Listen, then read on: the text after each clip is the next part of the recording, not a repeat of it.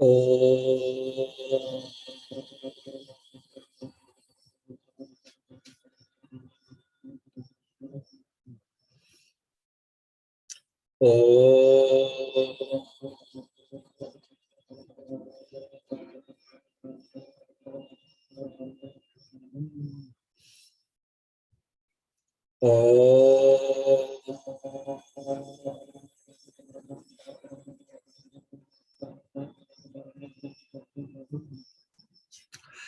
ओम सच्चिदानंद रूपाय विश्वोत्पत्त्यादि Hathaway तापत्रय विनाशाय श्रीकृष्णाय वयं नुमः। ओम शांति शांति शांति।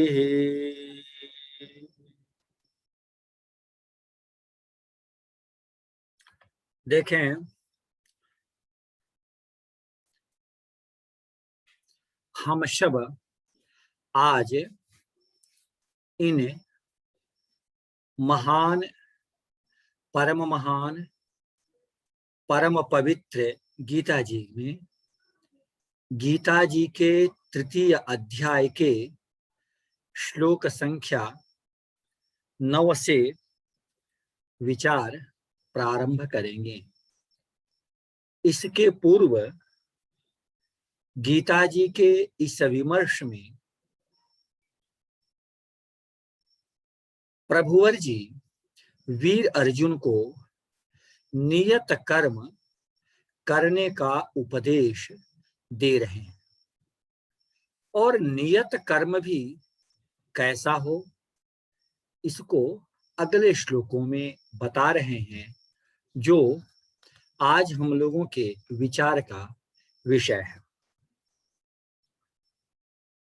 प्रभुवर जी वीर अर्जुन को बता रहे हैं,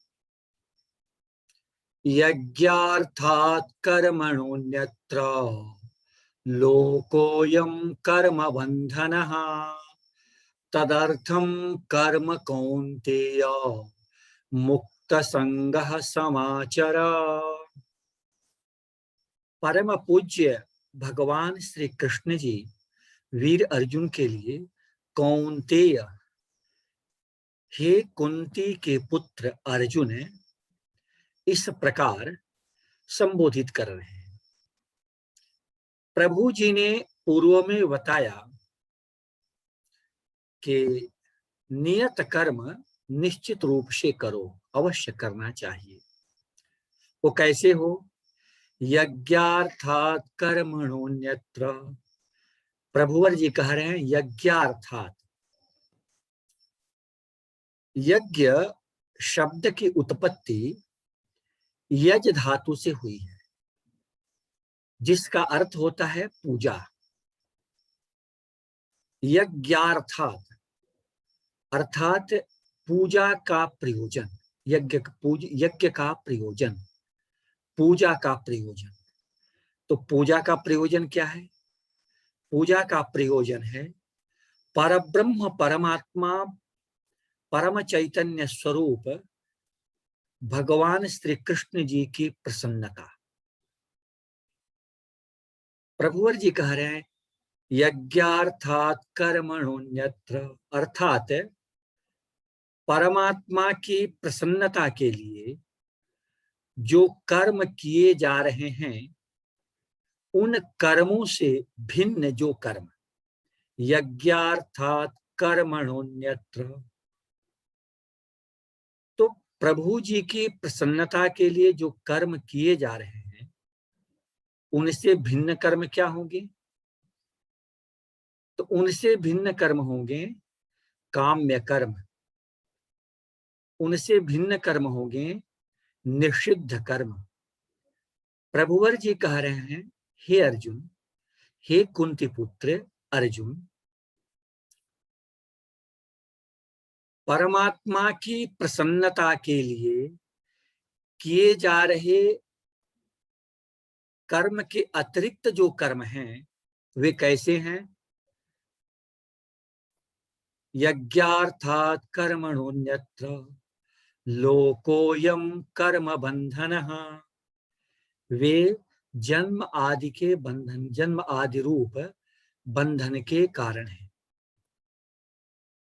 तो प्रभु जी की प्रसन्नता के लिए किए जाने वाले कर्म के अतिरिक्त जो कर्म वो लोगों के जन्म आदि बंधन के कारण है, तो इसका एक विपरीत अर्थ होगा कि फिर प्रभु जी की प्रसन्नता के लिए जो कर्म किए जा रहे हैं उसका परिणाम क्या होगा। तो इसे हम इस प्रकार से समझ सकते हैं कि मान लें पुण्य भूमि हरिद्वार जी में कोई तीर्थयात्री आए, चौराहा है, उन्होंने पूछा किन्हीं आरक्षी जी से अथवा किन्हीं स्थानीय निवासी से कि हमें हर की पैड़ी जाना है। तो उन बताने वाले ने, आरक्षी अथवा वहां के स्थानीय निवासी ने बताया कि आप आगे चले जाएं, एक चौराहा पड़ेगा, उस चौराहे पर दाहिने तरफ जो सड़क मुड़ रही है उस सड़क से आप आगे बढ़ेंगे तो हर की पैड़ी पड़ेगी। तो चौराहे पर जाकर दाहिने तरफ आप मुड़ेंगे, अर्थात सामने आपको नहीं जाना है और बाएं तरफ आपको नहीं जाना है। यह भाषा की एक शैली है अर्थ को करने की। उन्होंने, बताने वाले ने यह नहीं बताया कि आप सीधे चौराहे से पार करके आगे जाएं अथवा बाएं तरफ आगे न जाएं अथवा बाएं तरफ न मुड़ें। उन्होंने कहा चौराहे से दाहिने मुड़ जाएं। तो दाहिने मुड़ जाएं का स्वाभाविक अर्थ है कि बाएं तरफ नहीं मुड़ना है। दाहिने मुड़ जाएं इसका स्वाभाविक अर्थ होगा कि आप चौराहे को पार करके सीधे सामने न जाएं। इसी प्रकार यहां अर्थ है लोकोयम कर्म बंधनः। जब परम पूज्य प्रभुवर जी कुंती पुत्र अर्जुन को यह कह रहे हैं कि परमात्मा की प्रसन्नता के लिए किए जाने वाले कर्म के अतिरिक्त जो कर्म हैं वे संसार में जन्म आदि बंधन के कारण होते हैं। तो परमात्मा की प्रसन्नता के लिए जो कर्म हैं वे क्या करते हैं। तो यदि एक बंधन का कारण है तो दूसरा मुक्ति का कारण है। इसका स्वाभाविक अर्थ होगा। अर्थात परमात्मा की प्रसन्नता के लिए जो नियत कर्म किए जा रहे हैं, जो विहित कर्म किए जा रहे हैं, वे कर्म उन करने वाले साधक जी के, भक्त जी के, मानव जी के मुक्ति के कारण होते हैं। यज्ञार्थात् कर्मणोऽन्यत्र लोकोऽयं कर्म बंधनः। अगले उत्तरार्ध में प्रभुवर जी कह रहे हैं तदर्थम कर्म कौन्तेय मुक्त संगः समाचर। अब देखिए, मुक्त संगः समाचर, मुक्त संग आसक्ति से रहित होकर के, फल की आकांक्षा से रहित होकर के कर्म करिए। जो विहित कर्म है, नियत कर्म है, उसे फल की आकांक्षा से रहित होकर के, फल में आसक्ति न रख करके उस कर्म को करिए। अब एक स्वाभाविक जिज्ञासा, जानने का भाव यह उत्पन्न होता है हम सबके हृदय में कि एक लोक उक्ति है संस्कृत में, संस्कृत वाङ्मय में, कि जो मंदबुद्धि व्यक्ति होते हैं वे भी बिना किसी प्रयोजन के किसी कार्य में प्रवृत्त नहीं होते। प्रयोजनमनुद्दिश्य न मंदोपि प्रवर्तते। और यहाँ प्रभुवर जी कह रहे हैं मुक्त संगः, कर्म के फल की आशा से रहित होकर के, आसक्ति को छोड़ करके। तो ये कैसे होगा। यहाँ मुक्त संगः का तात्पर्य है कि इस संसार, इस लोक अथवा परलोक के सुखों की आशा को छोड़ करके। तो फिर सुखों की आशा को छोड़ करके इसका क्या अर्थ है? तदर्थम, यह मान करके कर्म करना है कि इस कर्म को करने से परमात्मा प्रसन्न होंगे, परम आराध्यवर भगवान श्री कृष्ण जी प्रसन्न होंगे। इस भाव को मान करके कर्म करना है परमेश्वर की प्रसन्नता के लिए। यह इसका भाव है। तदर्थम कर्म कौन्तेय, हे कुंती पुत्र अर्जुन, उन परम प्रभुवर परमात्मा की प्रसन्नता के लिए हम कर्म कर रहे हैं। इस भाव के साथ कर्म को करना है। तदर्थम कर्म कौन्तेय मुक्त संगः, फल की आकांक्षा को त्याग करके समाचर। अब यहां देखें, सम उपसर्ग, आंग उपसर्ग, समाचर, सम्यकतया आचरण।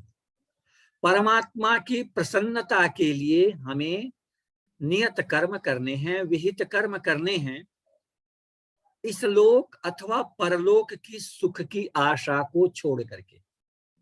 तो ऐसा समाचर, अच्छी तरह से कर्म को करो, अच्छी प्रकार से कर्म का आचरण करो।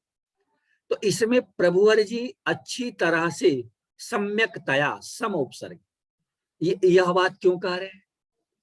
प्रभुवर जी इसलिए कह रहे हैं, भगवान श्री कृष्ण जी, कि प्रायः संसार व्यवहार में यह देखा जाता है कि यदि जिनकी कर्म के फल में आकांक्षा नहीं है, तो वे कर्म का आचरण ठीक प्रकार से नहीं करते हैं, बस जैसे तैसे अपना करते जाते हैं। तो प्रभुवर जी कह रहे हैं कि नहीं, समाचर, परमात्मा की प्रसन्नता के लिए जो कर्म हम कर रहे हैं, उस कर्म को हमें ठीक प्रकार से करना है, हमें अच्छी तरह से करना है। मुक्त संगः समाचर, प्रभुवर जी आगे कह रहे हैं वीर अर्जुन को, क्या कह रहे हैं आगे? सहयज्ञा प्रजा सृष्ट्वा पुरोवाच प्रजापतिः, अनेन प्रसविष्यध्वम् एष वोस्तुष्ट कामधुक्। प्रभुवर जी थोड़ा यहाँ भगवान ब्रह्मा जी के विचार को भी समायोजित कर रहे हैं। प्रभुवर जी कह रहे हैं कि देखो, ऐसा नहीं है कि केवल यह मेरा ही विचार है कि परमात्मा की प्रसन्नता के लिए कर्म करो। यदि यज्ञार्थ परमात्मा की प्रसन्नता के लिए किए गए कर्म से भिन्न, अर्थात काम्य कर्म और निषिद्ध कर्म आदि का आचरण यदि कोई करते हैं, तो वह कर्म के बंधन होते हैं। वैसा नहीं करना चाहिए, यज्ञार्थ कर्म का आचरण होना चाहिए। यह बात केवल मैं ही नहीं कह रहा हूं, अपितु पूजनीय भगवान ब्रह्मा जी भी ऐसी ही बात कह रहे हैं। तो ब्रह्मा जी के कथन को परम पूज्य भगवान श्री कृष्ण जी अर्जुन को उपदेश देने के क्रम में उद्धृत कर रहे हैं। क्या कह रहे हैं? सहयज्ञा प्रजा सृष्ट्वा पुरोवाच प्रजापति, भगवान ब्रह्मा जी ने पुरोवाच, बहुत पहले कहा। तो बहुत पहले कब कहा? पूरा, बहुत पहले। बहुत पहले कब कहा? तो यहां पूरा शब्द का अर्थ है सृष्टि के आदि में। सृष्टि के आदि में भगवान ब्रह्मा जी ने क्या किया? सहयज्ञा प्रजा सृष्ट्वा, केवल मानव की ही रचना नहीं की, अपितु यज्ञों की भी रचना की। अब यहां सहयज्ञा प्रजा सृष्ट्वा पुरोवाच प्रजापति, प्रजा, प्रजा शब्द का क्या अर्थ होता है? तो प्रजा शब्द का अर्थ होता है चींटी से लेकर के और पूजनीय भगवान ब्रह्मा जी तक, ये सब के सब प्रजा ही कहे जाते हैं। लेकिन यहां प्रजा शब्द का अर्थ मानव मात्र के लिए है, मानव मात्र के लिए है। प्रजा शब्द का अर्थ यहाँ चींटी आदि के लिए नहीं है। क्योंकि अब ये प्रश्न उठता है कि क्यों आखिर यज्ञों का जो विधान किया गया, प्रजा, वे तो संपूर्ण प्रजा के, प्रजा शब्द से तो चींटी से लेकर के और ब्रह्मा जी तक सब कुछ आ गए। सहयज्ञा प्रजा सृष्टवा, तो अन्य चींटी, गधे, घोड़े, हाथी आदि के लिए यज्ञों का विधान क्यों नहीं किया गया? सहयज्ञा प्रजा सृष्टवा, मानव की रचना के साथ साथ उन्होंने यज्ञों की भी रचना की, यज्ञों को भी प्रकट किया। ऐसा क्यों? तो इसका उत्तर हम इस प्रकार से समझ सकते हैं कि मान लें कोई जिला मुख्यालय है, जिला मुख्यालय में जिलाधीश जी का आवास है, आरक्षी अधीक्षक जी का आवास है, मुख्य न्यायाधीश जी का आवास है, और वहां आवास और पदाधिकारी गण जी की सुरक्षा के लिए आरक्षी कर्मी बंधु तैनात है। अब यदि कोई वहां जा करके और मलिन आदि विसर्जित करता है, तो सुरक्षा कर्मी क्या करेंगे? मना करेंगे कि आप यहां नहीं करिए, गंदगी न फैलाएं। शौचालय का निर्माण सरकार ने कराया है, घर घर सहयोग राशि देकर के आप शौचालय का प्रयोग करें। एक बार मना करेंगे, दो बार मना करेंगे, आरक्षी बंधु नहीं मानने पर क्या करेंगे? नहीं मानने पर उन्हें समझाएंगे कि सार्वजनिक स्थान पर, खुले स्थान पर मलिनता का विसर्जन यह संविधान के नियमों के विरुद्ध है। नहीं मानेंगे तो फिर क्या करेंगे? फिर भी तो उन्हें पकड़ करके न्याय व्यवस्था के सामने खड़े करेंगे, कारागार में डालेंगे। क्यों? लेकिन यदि मान लें कि कोई पशु उधर से गुजरा और उन पशु ने मलिनता विसर्जित कर दी, तो क्या करेंगे? उन्हें भी पकड़कर कारागार में बंद करेंगे, जेल में बंद करेंगे? नहीं। क्यों? इसलिए कि जो नियम बनते हैं वे नियम मानव के लिए ही बनते हैं, मानवों के लिए ही नियम बनते हैं। इसी प्रकार से यज्ञ आदि का विधान जो परम पूजनीय भगवान ब्रह्मा जी ने किया, वह मानव के लिए ही किया। पशु पक्षी आदियों के लिए यज्ञ आदि का ये विधान या ये नियम नहीं बनाए। तो प्रभुवर जी भगवान ब्रह्मा जी के मत को भी, विचार को भी अपने विचार के साथ समायोजित कर रहे हैं, उद्धृत कर रहे हैं कि देखो ब्रह्मा जी भी ऐसा ही कहते हैं, सहयज्ञा प्रजा सृष्ट्वा, श्रौत यज्ञ, श्रुति प्रतिपादित यज्ञ, स्मार्त यज्ञ, स्मृति प्रतिपादित यज्ञ आदि का भी विधान किया उन्होंने मानव की रचना के साथ। सहयज्ञा प्रजा सृष्ट्वा, पूरो सृष्टि के आदि में पूरा। और फिर क्या कहा भगवान ब्रह्मा जी ने? भगवान ब्रह्मा जी ने कहा अनेन प्रसविष्यध्वम, अनेन, ये जो यज्ञों की रचना की गई, इन यज्ञों की रचना से देवता जी को प्रसन्न करें। अनेन प्रसविष्यध्वम, तो क्या होगा भाई? एष वोस्तुष्ट कामधुक, ये जो जब हम इन यज्ञों के द्वारा देवगण जी को प्रसन्न करेंगे, तो आप पूज्य महान देवगण जी एष वस्तुष्ट कामधुक, इन यज्ञों के संपादन से प्रसन्न होकर के हमारी मनोकामना की पूर्ति करेंगे। अनेन प्रसविष्यध्वम, इनसे देवगण जी को प्रसन्न करें। अब यहां देखें देवता क्या है।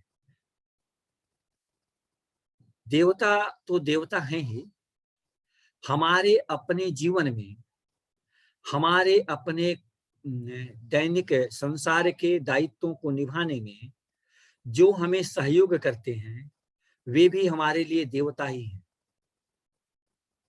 यदि कोई आदरणीय स्वच्छता कर्मी बंधु सफाई करते हैं तो वह भी हमारे लिए देवता ही है। यदि कोई बंद इसी प्रकार से जो भी समाज में हमें सहयोग करें वे हमारे लिए देवता है। हमें उनका सम्मान करना है, हमें उनका आदर करना है। यज्ञ क्या है? तो परमात्मा के निमित्त जो भी कर्म करें भगवान की प्रसन्नता के लिए, वे सब के सब कर्म यज्ञ ही हैं। अनेन प्रसविष्यध्वम ये सवुष्टुष्ट कामधुक। वे देवगण जी हमें हमारी मनोकामनाओं की पूर्ति के द्वारा हमें संतुष्ट करेंगे। आगे भगवान ब्रह्मा जी के मतों को और भी आगे प्रभुवर जी बता रहे हैं, उद्धृत कर रहे हैं। प्रभुवर जी क्या कह रहे हैं? देवान भावयतानेन ते देवा भावयन्तु वः परस्परं भावयन्तः श्रेयः परमवाप्स्यथ। देवान भावयतानेन, हम ब्रह्मा जी के बातों को कह रहे हैं कि देवान भावयतानेन, अनेन, इन श्रुति में वर्णित कहे गए, स्मृति ग्रंथों में कहे गए आदि यज्ञ आदि से हम देवताओं को ऊपर उठाएं। देवान भावयतानेन ते देवा भावयन्तु वः, और वे देवगण जी, पूजनीय देवगण जी हमें ऊपर उठाएंगे। तो हमें ऊपर उठाएंगे अर्थात अभिष्ट, हमारे अभिष्ट फल को प्रदान करके हमें भी संतुष्ट करेंगे। देवान भावयतानेन ते देवा भावयन्तु यः परस्परं भावयन्तः श्रेयः परमवाप्स्यथ। इस प्रकार हम एक दूसरे को सम्मान देते हुए, एक दूसरे को संतुष्ट करते हुए श्रेयः परमवाप्स्यथ, परम श्रेय को प्राप्त करेंगे। ये ब्रह्मा जी का वचन है जो भगवान उद्धृत कर रहे हैं।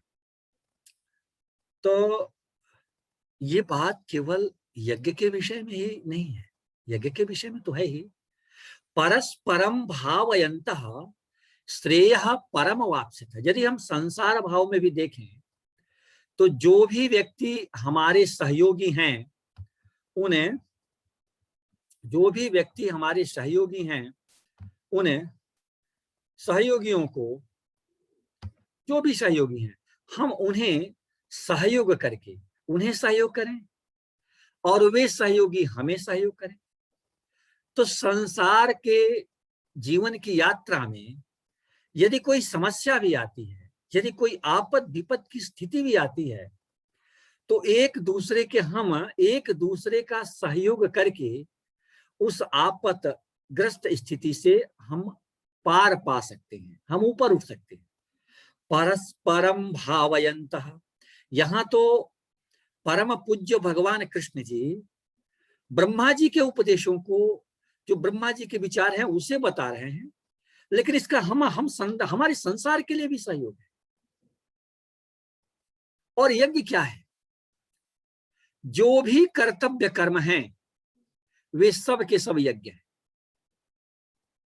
यदि कोई किसान बंधु, आदरणीय किसान बंधु खेती कर रहे हैं तो हम उनके लिए खेती करना यज्ञ है। यदि कोई आदरणीय सैनिक जी सीमा की, राष्ट्र की रक्षा कर रहे हैं तो यह राष्ट्र की रक्षा करना भी यह यज्ञ ही है। परस्परम भावयन्तः, यदि हम इन यज्ञों के द्वारा, इन यज्ञों के उचित प्रकार के अनुष्ठान के द्वारा पूजनीय देवगण जी का यजन करते हैं, पूजन करते हैं, तो आप देवगण जी भी हमें उचित फल प्रदान करके हमारी समृद्धि करते हैं, हमें आगे बढ़ाते हैं और श्रेय परम वाप्स्यथ, परम श्रेय को प्राप्त कराते हैं। ये ब्रह्मा जी के विचार। तो ये परम श्रेय तो हमें अध्यात्म मार्ग में मिलता ही है। संसार में भी यदि हम किसी का सहयोग करेंगे तो उनका भी हमें सहयोग प्राप्त होता है। अब ऐसा भी हम कह सकते हैं कि कुछ लोग हैं कि यदि हम सहयोग करें तो सहयोग ले तो लेते हैं, लेकिन यदि हमें कभी आवश्यकता होती है तो उनका सहयोग नहीं मिलता है। ऐसा भी कुछ लोग होते हैं, तो वे अपवाद स्वरूप होते हैं। हम यह मानकर चलें, हमारी प्रवृत्ति है मानव की कि यदि हम सहयोग करते हैं तो परमात्मा की कृपा से हमें भी संकट की स्थिति में सहयोग की प्राप्ति होती है। जीवन की यात्रा में आवश्यकता की स्थिति में हमें भी सहयोग की प्राप्ति होती है। परस्परम भावयन्तः श्रेयः परमवाप्स्यथ। आज हम लोग परम पवित्र परम पूजनीय गीता जी के विचार में, विमर्श में, उन महान प्रभुवर जी की कृपा से, उनकी अनुमति से यहीं विश्रांति लेते हैं और फिर उन परम पूज्य प्रभुवर जी भगवान श्री कृष्ण जी की ही अहेतुकी और अनुपम कृपा से अगली चर्चा में हम लोग इन महान परम पवित्र गीता जी के अगली चर्चाओं में विमर्श विचार करेंगे।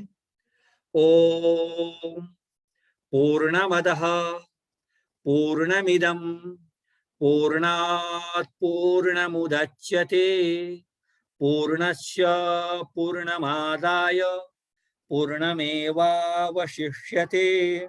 ओम शांति शांति शांति।